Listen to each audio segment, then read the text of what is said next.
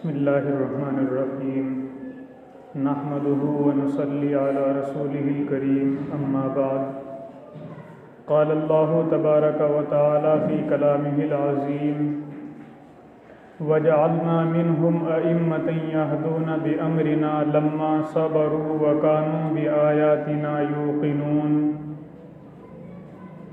اما بعد صدق اللہ العظیم وصلی اللہ تعالی علی خیر خلقہ محمد وآلہ وصحبہ اجمعین۔ میرے محترم بزرگوں اور دوستوں، اللہ تبارک و تعالی نے اس دنیا کو پیدا فرمایا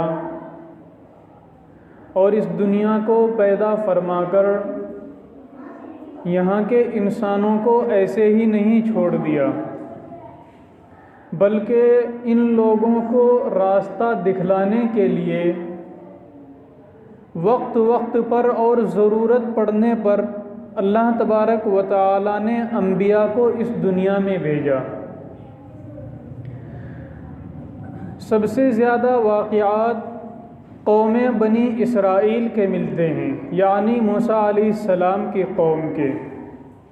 یہ جو آیت شریفہ میں نے پڑھی وَجَعَلْنَا مِنْهُمْ أَئِمَّةً يَهْدُونَ بِأَمْرِنَا لَمَّا صَبَرُوا وَكَانُوا بِآيَاتِنَا يُوقِنُونَ، اس کا ترجمہ یہ ہے کہ وَجَعَلْنَا مِنْهُمْ أَئِمَّةً کہ بنو اسرائیل میں جس وقت صحیح لوگ پیدا ہو گئے، یعنی ان لوگوں نے اپنے دین کی حفاظت کرنا شروع کر دیا، اپنے مذہب کے مطابق چلنا شروع کر دیا، اپنی عبادت گاہوں کو آباد کرنا شروع کر دیا، اللہ کے حکموں کو ماننا شروع کر دیا، تو اس وقت ہم نے یہ کیا وَجَعَلْنَا مِنْهُمْ أَئِمَّةً کہ ہم نے انہی میں کے لوگوں کو ان کا سردار بنا دیا۔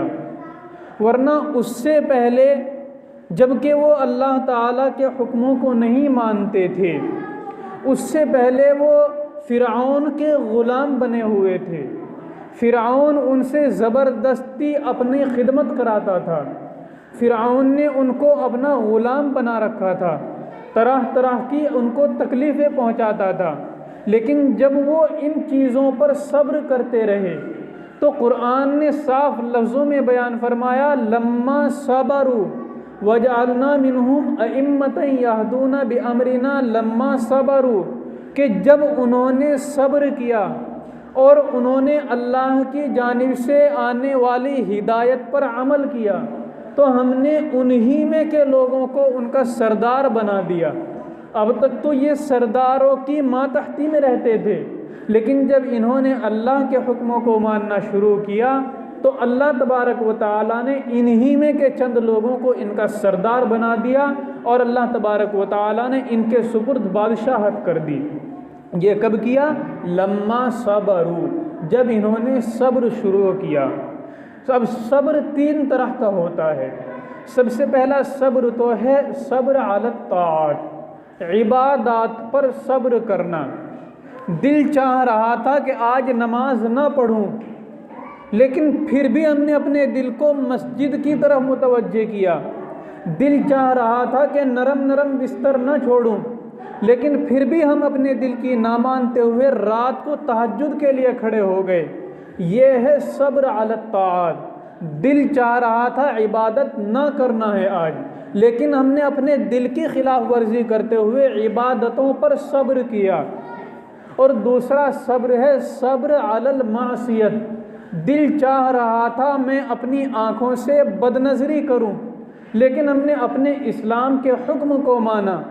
دل چاہ رہا تھا کہ میں غلط کام کروں، دل چاہ رہا تھا میں چوری کروں، دل چاہ رہا تھا میں سود کا مال کھاؤں، دل چاہ رہا تھا غلط حرکتیں کرنے کے لیے، لیکن ہم نے اپنے دل کی نہ مانی، بلکہ ہم نے قرآن اور احادیث اور اپنے اسلام کو پیش نظر رکھا۔ دوسرا صبر ہے صبر علی المصیبت۔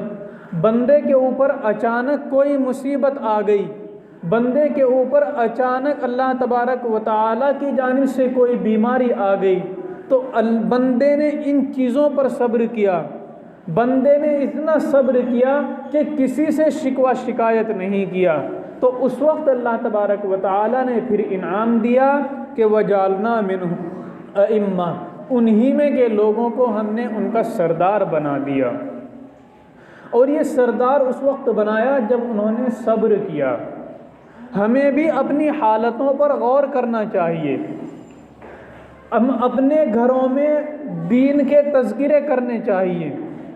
جب تک ہم اپنے گھروں میں دین کے تذکرے نہیں کریں گے، اپنی بیوی بچوں، بھائیوں بہنوں اور اپنی اولاد کے درمیان جب تک ہم قرآن کی آیتوں کو پڑھ کر نہیں سمجھیں گے اور نہ سمجھائیں گے، اس وقت تک حالات ہمارے گھروں کے دیندارانہ نہیں بنے گا، ہمارا ماحول اس وقت تک دیندارانہ نہیں بنے گا، اس وقت تک ہمارے گھروں کے اندر یہی جاہلانہ رسم رہے گی۔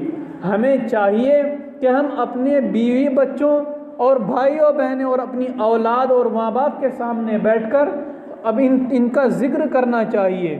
قرآن کریم کے اندر جگہ جگہ پر نصیحتیں بیان فرمائی گئی ہیں، ہر آیت میں کوئی نہ کوئی عبرت کا مقام موجود ہے قرآن کریم کی، لیکن آج ہمارے گھروں سے یہ تذکرے ختم ہو گئے۔ ایسا کوئی گھر ہوتا ہے جس گھر میں دین کی بات ہوتی ہو، مالداری کی بات ضرور کرتے ہیں ہم اپنے گھروں میں بیٹھ کر، کل کو ہمیں کہاں کام کرنا ہے اور آئندہ مہینے تک کا ہمارا کیا بجٹ ہے، اس کا تذکرہ ہمارے گھروں میں ضرور ہوتا ہے، لیکن ہم کتنے مسلمان ہیں؟ ہماری آئندہ آنے والی نسلوں میں ایمان کیسے آئے گا؟ یہ آنے والی نسلیں ایمان کے اندر داخل بھی ہوں گی یا نہیں؟ یہ آنے والی نسلیں گناہوں میں ملوث رہیں گی یا نہیں؟ ان آنے والی نسلوں کو ہمیں دین پر کیسے چلانا ہے؟ ان چیزوں کے تذکرے کے لیے ہمارے پاس فرصت نہیں ہے۔ ہمیں چاہیے ہم اپنے قریبی علماء سے پوچھیں، ہمارا دل غلط باتوں کی جانب حکم کر رہا ہے، دل کہہ رہا ہے آج نماز چھوڑنی ہے، تو کسی عالم کے پاس جاؤ اور جا کر پوچھیں کہ مولانا میرے ساتھ ایسا ہو رہا ہے، میرا دل کیوں مجھے چوری کا حکم دے رہا ہے، میرا دل کیوں مجھے میرے والدین کی بے عزتی کرنے کا حکم دے رہا ہے، کیوں میری آنکھوں کے سامنے میرے ماں باپ ذلیل ہو رہے ہیں، کیوں میری آنکھوں کے سامنے میرے والدین بھوکے سو رہے ہیں۔ ہمیں اپنے اس دل کا علاج کرانا چاہیے۔ ہمیں کیسے سکون آ جاتا ہے مسلمانوں کہ ہمارا دل غلط باتوں کا حکم دے رہا ہو اور ہم پھر چین کی نیند سو جاتے ہیں، ورنہ ہمارا نبی راتوں کو نہیں سویا، اور اس نبی کی تڑپ اپنے گھرانے کی نہیں تھی، بلکہ اس نبی کو ہم تک پیغام پہنچانا تھا۔ اسلام کا پیغام ہم تک تبھی پہنچا جب ہمارے نبی نے دین کو ہر طرف پھیلایا۔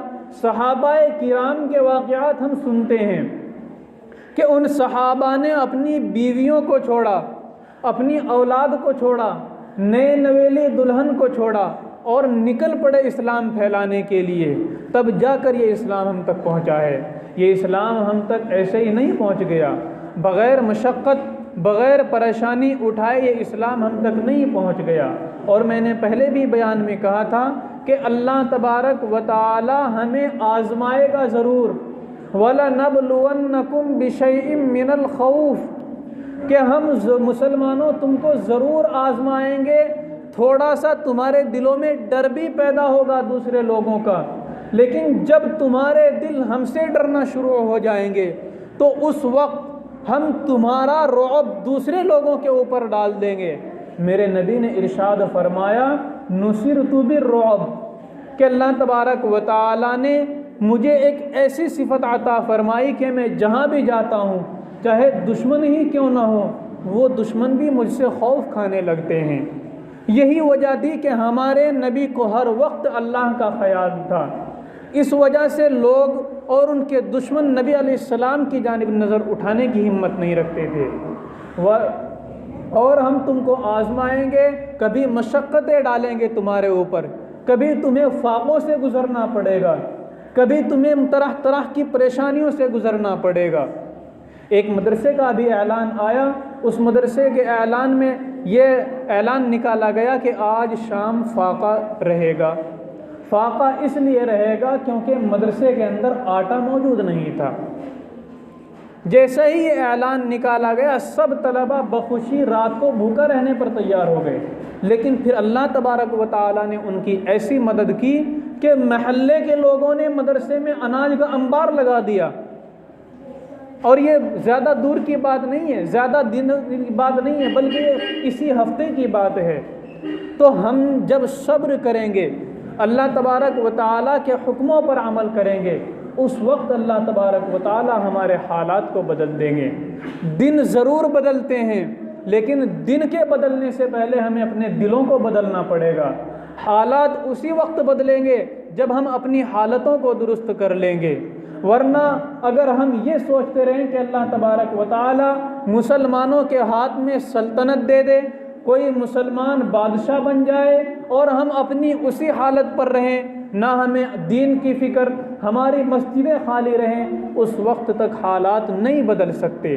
پہلے ہمیں اپنی خود کی حالتوں کو بدلنا ہوگا، اپنے دلوں کو بدلنا ہوگا، اپنی اولاد کو جو ہماری آنے والی اولاد ہے اس کو بدلنا ہوگا، اس کو دین کے راستے پر لگانا ہوگا، تب اللہ تبارک و تعالیٰ دین کو بدلیں گے۔ کیونکہ اللہ تبارک و تعالیٰ نے بدر کے میدان میں جس وقت مسلمان 313 لڑنے کے لیے گئے تھے، اس وقت ان مسلمانوں کی مدد کی۔ کیوں مدد کی؟ اس لیے کہ ان مسلمانوں نے جو کہ 313 تھے اور ہزاروں کافروں کا مقابلہ کر رہے تھے، یہ ایسے مسلمان تھے کہ ان کے دل میں اللہ تبارک و تعالیٰ کے علاوہ کسی اور کے لیے جگہ نہیں تھی۔ یہ اب اپنی ہر چیز کو دین پر قربان کرنے کے لیے تیار ہو گئے تھے۔ اللہ تبارک و تعالیٰ کے پاس آج بھی وہی قوت موجود ہے جو اس وقت موجود تھی۔ اگر ہم سب اپنی حالتوں کو بدل لیں، اللہ تبارک و تعالیٰ آج بھی دنوں کو بدل دیں گے۔ ہمیں پہلے اپنی حالتوں کو بدلنا چاہیے، پھر ہمیں یہ شکوہ ہونا چاہیے کہ مسلمانوں کے ہاتھوں میں حکومت کیوں نہیں ہے۔ ہمیں یہ شکوہ تو ہے کہ مسلمان کیوں تباہ ہو رہے ہیں، ہمیں یہ شکوہ تو ہے کہ اے اللہ ہم مسلمان ہیں، ہم تیرے نبی پر ایمان رکھتے ہیں، ہم تیرے حکموں کو مانتے ہیں اور ہم مسلمان ہیں، پھر بھی ہم ذلیل ہو رہے ہیں۔ لیکن ہمیں یہ نہیں سوچا کبھی ہم نے کہ ہمارے اندر دین کتنا موجود ہے، ہمارا اندر کا دل کتنا اللہ کے اوپر یقین رکھتا ہے، ہمارا اندر کا دل کتنا اللہ پر بھروسہ کرتا ہے، ہماری نسلیں کتنی اللہ کی عبادت کرتی ہیں، ہم خود کتنی عبادت کرتے ہیں۔ ان چیزوں کو کبھی ہم نے نہیں سوچا، ورنہ ایسا نہیں ہو سکتا کہ ہم اللہ تبارک و تعالیٰ کے دین کو مانیں اور پھر ہم ذلیل ہوں، ایسا نہیں ہو سکتا۔ صحابہ کرام 313 تھے اور جن سے مقابلہ ہو رہا تھا ہزاروں کی تعداد میں تھے، اور یہی 313 ان ہزاروں کو ایک طرف ان کی جنگ کو ہرا کر جیت کر فتح حاصل کر کے بڑی شان و شوکت کے ساتھ گھروں کو نکلے۔ ہماری حالت یہ ہے کہ ہم اپنی بہن بیٹی اور بہوؤں کو پردے کا حکم نہیں دیتے ہیں۔ خود ہماری بیٹیاں، ہماری بہنیں اور ہماری مائیں یہ چاہتی ہیں کہ میں سج دھج کر روڈ کے نکل جاؤں، اور روڈوں پر بیٹھے ہوئے نوجوان یہ ان لڑکیوں کو دیکھتے ہیں۔ ورنہ اللہ کے نبی نے ارشاد فرمایا کہ اے علی لا تتبع النظرۃ نظرۃ، ایک مرتبہ اگر کسی نامحرم کے اوپر تمہاری نگاہ پڑ جائے تو فوراً اپنی نگاہ کو ہٹا لو، فإن لك الأولى وليست لك الثانية، کہ تمہاری جو پہلی نظر عورت کے اوپر پڑی ہے وہ اچانک نگاہ پڑی، دوبارہ اگر تم نے اس کی جانب اپنی نگاہ کو جمائے رکھا تو اس پر تمہاری پکڑ ہوگی، چھوٹ نہیں ہوگی۔ پہلی نگاہ پڑتے ہی ہم نے اپنی نگاہ کو جھکا لیا، ہمیں ثواب ملے گا۔ اگر ہم نے اپنی نگاہ کو اس عورت کے اوپر جمائے رکھا تو ہمیں اس پر گناہ ملے گا، اور پھر یہی نگاہ دل کے اوپر اثر کرے گی۔ جب دل کے اوپر اثر ہوگا تو یہ دل گندا ہوتا چلا جائے گا، اور پھر اللہ بچائے یہ دل پتہ نہیں کہاں تک ہمیں پہنچا کر رکھ دے۔ تو اس لیے ہمیں اپنی آنے والی نسلوں کی فکر کرنی چاہیے، ہمیں اپنی بہن بیٹیوں کی خود عزت کرنی چاہیے۔ دوسرے لوگ ہماری بہن بیٹیوں کی عزت نہیں کریں گے، ہمیں خود اپنی نسلوں کو سدھارنے کی کوشش کرنا چاہیے، ہمیں اپنے گھروں میں دین کے تذکرے کرنے چاہیے، ہمیں اپنی اولاد کو، لڑکے ہوں یا لڑکیاں، بہو ہو یا شوہر، سب کو باپردہ رہنے کا حکم ہے۔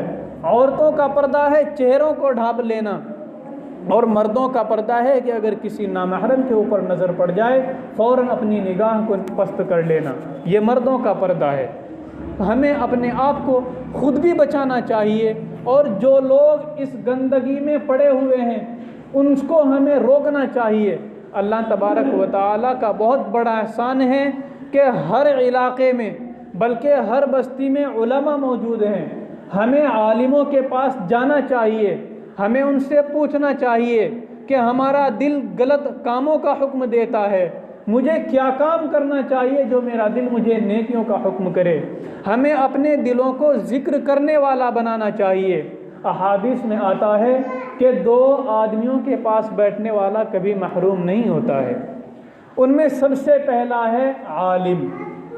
عالم کے پاس اگر کوئی شخص بیٹھے، چاہے عالم اس کو کوئی نصیحت نہ بھی کرے، لیکن یہ شخص کسی اہل علم کے پاس عقیدت سے بیٹھ گیا تو یہ شخص کبھی محروم نہیں ہوگا۔ دوسرا ہے ذکر کرنے والا، کیونکہ جو آدمی ذکر کر رہا ہے اس کے دل میں ہر وقت اللہ موجود ہے۔ جب اس کے دل میں اللہ موجود ہے تو اس کے دل کا سایہ ہمارے دلوں کے اوپر پڑے گا، اور ذکر کرنے والا خود بھی نورانیت سے معمور ہے، وہ دوسرے کو بھی نور ہی کا حکم دے گا۔ یا تو ہمیں ذکر خود کرنا چاہیے، اپنے آپ کو ایسا بناؤ کہ ہم ذکر کریں۔ ہمارے گھنٹوں گزر جاتے ہیں ہمیں اللہ یاد ہی نہیں آتا، پورا دن گزر جاتا ہے ہمیں اللہ یاد ہی نہیں آتا، ہمیں پھر بھی اللہ سے شکایت کہ اللہ ہم مسلمان ہیں، ہم بھی مسلمان ہیں، ہم پھر بھی دنیا کے اندر ذلیل ہو رہے ہیں۔ ورنہ شکوہ تو اللہ کو ہم سے ہے کہ میں نے تم کو مسلمانوں روزی بانٹنے والا بنا کر بھیجا تھا، میں نے تم کو اس دنیا کا بادشاہ بنا کر بھیجا تھا، میں نے تم کو دنیا کا سب سے افضل انسان عطا کیا، اور وہ انسان ہے محمد صلی اللہ علیہ وسلم۔ میں نے تم کو دنیا کی سب سے عظیم کتاب دی، اور وہ کتاب ہے قرآن کریم۔ میں نے تم کو سب سے عظیم سلطنت عطا فرمائی، لیکن مسلمانوں تم ان چیزوں کو چھوڑ بیٹھے۔ شکوہ اللہ کو ہم سے ہے، ہمیں اللہ سے شکوہ نہ کرنا چاہیے، ہمیں اپنی حالتوں کو بدلنا چاہیے، ہمیں ذکر کرنا چاہیے، اللہ تبارک و تعالیٰ کے سامنے رونا چاہیے، نمازی بننا ہے، تہجد گزار بننے کی کوشش کیجئے، ذکر کیجئے۔ الحمدللہ میرے استاد محترم، میں نے پہلے بھی ذکر کیا، مفتی محمد اسجد صاحب، وہ آپ کے قریب میں رہتے ہیں، ان کے یہاں صبح میں ذکر ہوتا ہے، جاؤ ذکر کیجئے۔ مسلمانوں اپنے دلوں کو ذکر سے روشن کریے، اپنے مسلمانوں اپنے دلوں کا علاج کرائیے ایسے لوگوں سے، ورنہ ایسے لوگ زمین پر بہت کم ہوتے ہیں۔ چونکہ میں نے اپنے استاد سے براہ راست استفادہ کیا، میں نے بالکل دین کو چھوڑ دیا تھا، لیکن میرے استاد نے میرا ہاتھ پکڑا اور مجھے اسی راہ پر لا کر کھڑا کیا۔ میں مدرسہ چھوڑ چکا تھا، میرے استاد مجھے گھر لینے کے لیے آئے، اور آج اسی شخص کی برکت ہے، اللہ تبارک و تعالیٰ میری جانب سے اس شخص کو ہزاروں نعمتیں عطا فرمائے، ہزاروں نعمتیں عطا فرمائے، کہ اس شخص کی برکت سے اللہ تبارک و تعالیٰ نے مجھے بہت کچھ عطا فرمایا۔ اللہ تبارک و تعالیٰ کا بڑا احسان ہے کہ اللہ تعالیٰ نے ایسا شخص ہمارے بیہٹ کے اندر موجود ہے، اور کوئی یہ بھی نہ سمجھے کہ میں ایک شخصیت کی جانب دعوت دے رہا ہوں، کوئی ایک شخص میری نظر میں نہیں ہے۔ جس آدمی کی نگاہ جس شخص کے اوپر ہو وہ اس شخص کے پاس جائے، اپنے دل کا علاج کرائے۔ جب تک ہم اپنے دلوں کا علاج نہیں کریں گے اس وقت تک ہماری حالتیں نہیں بدلیں گی۔ ہمیں اپنی حالتوں کو بدلنا چاہیے، تبھی ہماری نسلوں کے پاس ایمان محفوظ رہے گا، ورنہ ہمیں خود ہی ہاتھ جھاڑ لینے چاہیے، ہماری نسلوں کے پاس ایمان نہیں بچے گا۔ اللہ تبارک و تعالی عمل کی توفیق عطا فرمائے۔